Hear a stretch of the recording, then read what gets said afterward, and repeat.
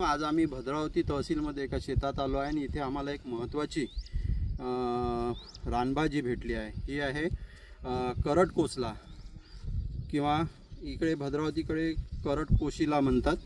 तर याचं botanical name आहे गोनिओकोलॉन इंडिकम आणि ही अत्यंत रुचकर आणि फार मोठ्या किमतीत विकली जाणारी भाजी आहे। बघा याचे पानं बघा असे डेंटेड मार्जिन आहे आणि थोडेसे ऑबोवेट प्रकारचे किंवा निमुळ याच्या देठाकडे निमुळते होत जाणारे पानं आहेत। तर अशा प्रकारे ही वनस्पती अत्यंत रुचकर अशी ही रानभाजी, हे बघा इथे झाड आहे, याची ही पानं आहेत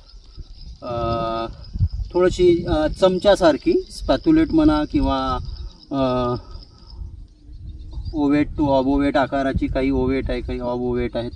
तर ही रानभाजी अत्यंत रुचकर आहे आणि याच्यात कॅल्शियम खूप असल्यामुळे या भाजीला प्रेफरन्स दिला जातो आणि मार्केटमध्ये याला खूप मागणी आहे। या भाजीला याची डाळ भाजी करून किंवा मोकळी भाजी करून खाता येते किंवा दुसऱ्या भाजीमध्ये पण आपण मिक्स करू शकतो। पण डाळ भाजी किंवा मोकळी भाजी कांदे लसूण आणि लाल मिरची टाकून खूप छान भाजी होते।